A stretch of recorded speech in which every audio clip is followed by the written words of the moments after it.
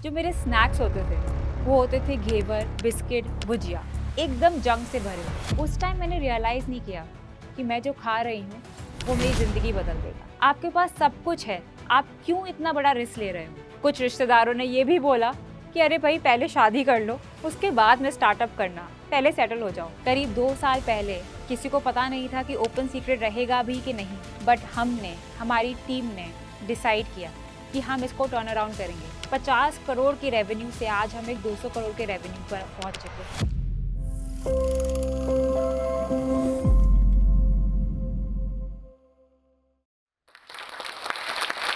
मैं एक ऐसी जगह पैदा हुई जहां लड़कियों को घर के अंदर दरवाजे के पीछे रखा जाता था, जहां लोगों के सपने अपने बेटियों के लिए अलग थे और बेटों के लिए अलग। पर मेरी माँ अलग थी, अकेली। उन्होंने कभी भी मुझे और मेरे भाई के बीच में कोई अंतर नहीं रखा, एकदम बराबर। वो कहती थी पढ़ाई लेवल प्लेइंग फील्ड क्रिएट करती है, और उस सोच ने मुझे उस बंद कमरे से निकाला और एक 200 करोड़ की कंपनी ओपन सीक्रेट तक पहुंचाया। नमस्ते, मेरा नाम अहाना गौतम है और मैं ओपन सीक्रेट की फाउंडर हूँ। बट ये सिर्फ एक पहचान है।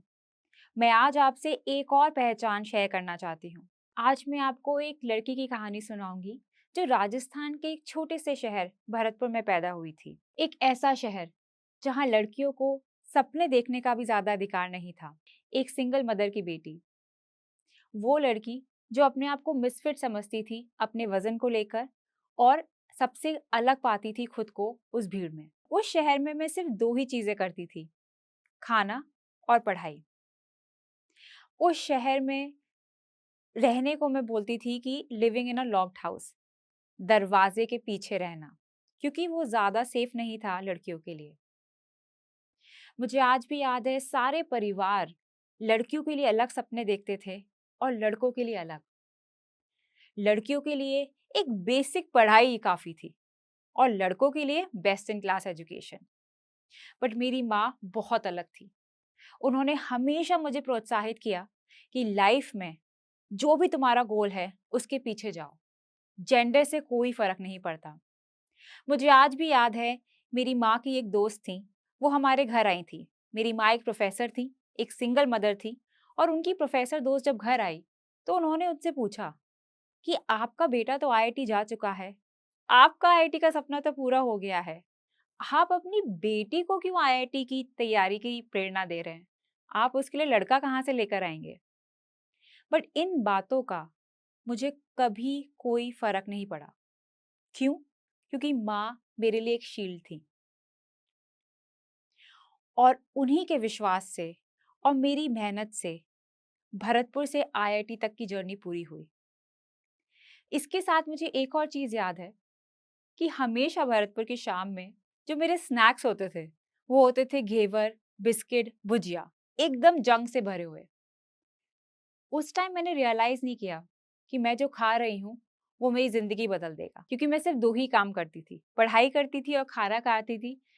तो कोई ताज्जुब की बात नहीं है कि मेरा वेट 85 से 90 केजीज था। इन सब के बीच में भरतपुर का सफर पूरा हुआ और मैं पहुंची आईआईटी बॉम्बे। तो जब मैं आईआईटी बॉम्बे आई, वो एक अलग ही दुनिया थी, और आप अपने आप को एक बहुत ही मिसफिट की तरह एक्सपीरियंस करते हैं। क्यों? क्योंकि मैं बहुत ही ओवरवेट लड़की थी। आप सोचिए, एक लड़की जो एक छोटे से शहर से आई है, ना तो उसको समझ है कि क्या पहनना है, ना उसको समझ है कि क्या बोलना है। इंग्लिश तो आप छोड़ ही दीजिए, कैसे बात करते हैं वो भी नहीं पता था, बिकॉज आप हमेशा एक प्रोटेक्टेड एनवायरनमेंट में पले बड़े हो, आपने कभी अकेले ट्रैवल भी नहीं किया है। एंड उस वेट की वजह से, उस एक्सपीरियंस को ना होने की वजह से एक इंफीरियोरिटी कॉम्प्लेक्स भी आ जाता है। आपको लगता है कि शायद आप एक मिसफिट हैं और आप इस जगह पर बिलोंग ही नहीं करते हैं। और वही मेरे माँ के शब्द कि एजुकेशन लेवल से प्लेइंग फील्ड, कि आप ऐसी जगह जाइए, एक ऐसे प्लेटफॉर्म के पास जाइए जो आपको रिसोर्सेज दे। और उसी से गोल आया हार्वर्ड बिजनेस स्कूल का, कि कैसे हम एक ऐसे प्लेटफॉर्म को यूज कर सकते हैं जहाँ पे हम कुछ इम्पैक्ट क्रिएट कर सके। सही बोलूँ तो हार्वर्ड बिजनेस स्कूल है जहाँ पे मेरी खुद की एक फिटनेस जर्नी स्टार्ट हुई। वहाँ पे मैंने देखा कि लोग फिटनेस पे काफी ध्यान देते हैं, तो पढ़ाई के साथ, क्लासरूम के साथ मैंने इंश्योर किया कि मैं जिम भी जाऊं। पर मुझे याद है एक दिन जहां मैं क्लास पे बैठी थी, मेरे सीटमेट का नाम था मार्कस। मैं उसको कंप्लेन कर रही थी। मैंने उसको बोला, मार्कस मैं रोज जिम जा रही हूँ, फिर भी मेरा वेट कम क्यों नहीं हो रहा है। उसने मेरी तरफ देखा और मुझसे पूछा कि आहाना आप क्या खा रहे हो। तो मैंने उसको बोला 2 चॉकलेट क्रोसांस और 2 कॉफी। उसने बोला यही प्रॉब्लम है, जब आप अपनी फिटनेस की जर्नी शुरू करना चाहते हैं या जब अपने हेल्थ के बारे में सोचते हैं तो जिम बाद में आता है। सबसे पहले आता है आपका खाना, क्योंकि हेल्थ में 80% इज फूड। वो मेरे लिए एक आहा मोमेंट था। और मुझे दूसरा आहा मोमेंट हुआ जब मैं होल फूड्स और ट्रेडर जोस जैसे स्टोर गई। वो आप मान के चल सकते हैं कि जैसे आपकी इंडिया में ग्रोसरी दुकान है, वैसी ही दुकानें यूएस में थी। बट आपको पता है उसमें अलग क्या था? उन दुकानों में एक भी जंक प्रोडक्ट नहीं था। आप सोचिए, एक ऐसा वर्ल्ड जहाँ पे सिर्फ अनजंक प्रोडक्ट्स हैं। उसी दौरान मेरी नीस डायग्नोस हुई टाइप 1 डायबिटीज से। और मेरी सिस्टर इन लॉ वैसे ही स्ट्रगल करती थी जैसे मेरी मदर करती थी जब वो मुझे भुजिया घेवर स्नैक्स में देती थी। तब मैंने खुद से सवाल किया, क्या इंडियन फैमिलीज डिजर्व नहीं करती है वही सेम एक्सेस जो वेस्टर्न कंट्रीज की फैमिलीज के पास है? The world of unjunk. और वो मेरी जिंदगी का पर्पस बना। तब मैंने डिसाइड किया कि मैं अपनी यूएस की लाइफ छोड़ के वापस इंडिया आऊंगी। उसका मतलब था अपना H1B वीजा छोड़ना, आपके जो दोस्त हैं वहां पे उनको बाय बोलना, और एक बड़ा रिस्क लेकर वो 1 way flight from Boston to Bombay लेना। और जब मैं ये डिसीजन ले रही थी, काफी सारे लोगों ने, इनफैक्ट मेरे दोस्तों ने भी मुझे रोका कि आप ऐसा क्यों कर रहे हो। अमेरिकन ड्रीम, ये बोलते थे लोग, कि वो तो सपना होता है, आपके पास सब कुछ है, आप क्यों इतना बड़ा रिस्क ले रहे हो। कुछ रिश्तेदारों ने ये भी बोला कि अरे भाई पहले शादी कर लो, उसके बाद में स्टार्टअप करना, पहले सेटल हो जाओ। बट अगेन मेरी माँ हमेशा की तरह वो क्लैरिटी देने आती थी। उन्होंने बोला इसका जो गोल है वो वही करेगी, और इसको जिंदगी में क्या करना है ये मेरी बेटी ही तय करेगी। इंडिया में अगर आपको एक कंज्यूमर ब्रांड बनाना है फूड में, तो आप टेस्ट पे कॉम्प्रोमाइज नहीं कर सकते और ना ही न्यूट्रिशन पे। तो हमने क्या किया, हमने सोचा कि आपके पसंदीदा खाने से हम जंक निकाल देंगे, टेस्ट वैसा का वैसा, और जंक की बजाय हम ऐड कर देंगे न्यूट्रिशन। और यहाँ से स्टार्ट हुई अनजंकिंग की जर्नी। सबसे पहला सवाल था कि ये प्रोडक्ट्स हम बनाएंगे कहाँ। तो मैं बहुत ही क्लियर थी कि बॉम्बे में भिवंडी करके एक एरिया है जहाँ पे काफ़ी मैन्युफैक्चरिंग लोकेशंस हैं। तो मैंने सोचा कि हम भी वहाँ जाएंगे, अपना प्रोडक्ट वहाँ से बनाएंगे और फिर कस्टमर्स तक पहुँचाएंगे। बट मुझे याद है जब मैं उन सारी फैसिलिटीज़ पे विजिट कर रही थी, तब मैंने उनसे पूछा कि यहाँ पे कहीं वॉशरूम है जो मैं यूज़ कर सकती हूँ। तो उन्होंने मुझे देखा और काफ़ी हैरान हुए। उन्होंने बोला यहाँ पे कोई विमेन वॉशरूम तो नहीं है। तब मैंने रियलाइज़ किया कि अगर आप एक मैन्युफैक्चरिंग फैसिलिटी देखते हैं, एक एवरेज फैसिलिटी भारत में, वो जनरली हमेशा मेन से भरी होती है। मुझे याद आया भरतपुर, जहाँ पे मैं सोचती थी कि लड़कियों को सेम मौके क्यों नहीं मिलते, और ये मेरी खुद की कंपनी थी। मैंने सोचा मुझे क्या बनाना है वो बहुत क्लियर है, बट कैसे बनाना है उसमें भी बदलाव आना चाहिए। सो वी डिसाइडेड कि हम अपनी फैक्ट्री खुद बनाएंगे और वहाँ पे विमेन उसको चलाएंगी। तो हमने अपनी खुद की फैक्ट्री भांडुप में बनाई, जहाँ पे विमेन आती हैं और वो सारे अनजंग प्रोडक्ट्स बनाती हैं with a lot of love and care. Product के साथ आपको जब एक कंपनी बनानी होती है तो आपको लगते हैं पेड अप कैपिटल, और वो 2 लाख पेड अप कैपिटल दिए मेरी माँ ने।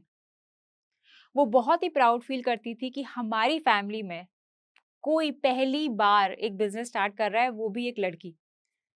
तो वो बहुत ही प्राउड फील कर रही थी। उन्होंने बोला कि इसमें जो पैसा जाएगा वो मैं डालना चाहती हूँ। तो मेरे साथ इस कंपनी की दूसरी डायरेक्टर थी मेरी माँ। तो ये कंपनी सिर्फ एक कंपनी नहीं थी, ये मेरी माँ और मेरी जिंदगी भर की मेहनत थी। ये जर्नी ऐसी ही चलती रही और हमने 10 लाख से भी ज्यादा घरों को अनजंग किया और अपने प्रोडक्ट्स पहुंचाए। बट बोलते हैं ना कि एंटरप्रेन्योरशिप एक रोलर कोस्टर राइड होती है, वैसी ही हमारी कुछ जर्नी थी। हमने एक ऐसा एक्सपेरिमेंट किया जिससे ओपन सीक्रेट पे क्वेश्चन मार्क तक लग गया। हमने डिसाइड किया कि हम बाकी ब्रांड्स को भी अगर इस जर्नी पर लेकर आए तो शायद कस्टमर्स को और वैरायटी दे सकते हैं। बट वो एक्सपेरिमेंट इतना ज्यादा फेल हुआ कि हमारे सारा कैपिटल उस एक्सपेरिमेंट में लग गया। एक टाइम ऐसा भी था जब सब लोगों ने साथ छोड़ दिया। उन्हें लगा कि ओपन सीक्रेट का सफर सिर्फ यही तक है, क्योंकि हम हर महीने करोड़ों का नुकसान कर रहे थे। पर जब आपका बिजनेस एक बिजनेस नहीं एक पर्पस होता है तो आप उसके लिए, उसको जिंदा रखने के लिए सब कुछ करते हैं।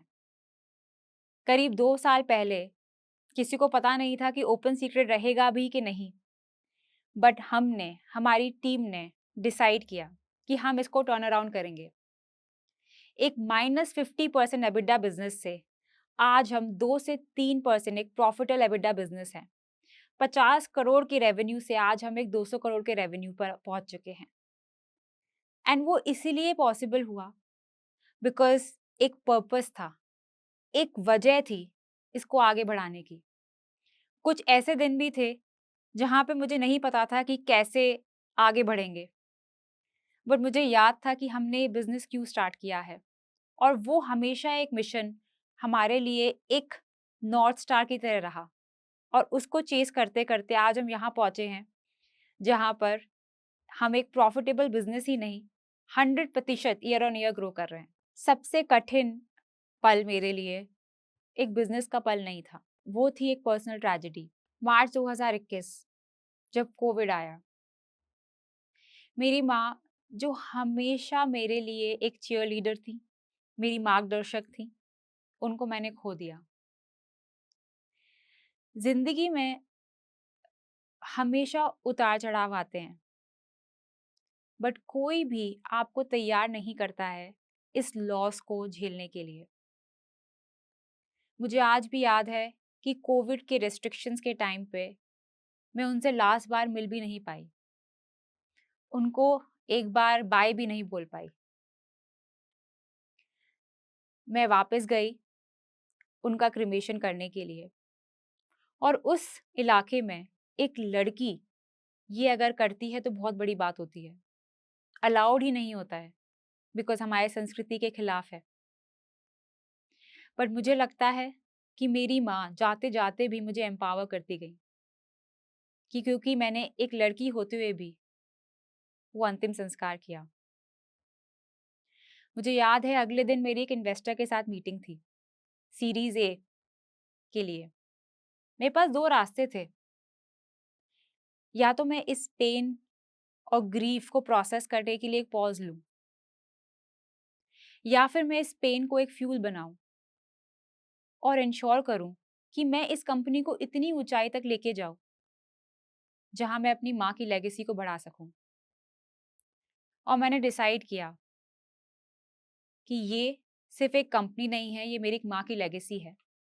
एंड नेक्स्ट डे मुझे आज भी याद है, मैं उस कॉन्वर्जेशन में गई और हमने अपना सीरीज एक क्लोज किया। बहुत सारे बायसेस होते हैं जहाँ पे आपके एम्बिशन को एरोगेंस समझा जाता है, जहाँ पे आपकी असर्टिवनेस को अग्रेसिव बिहेवियर माना जाता है।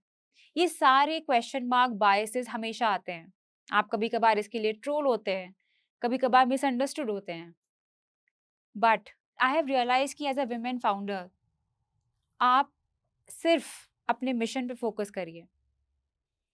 Not everyone will like you, और हमने देखा ही है सक्सेसफुल विमेन एंड लाइकिंग ये साथ में नहीं जाते हैं।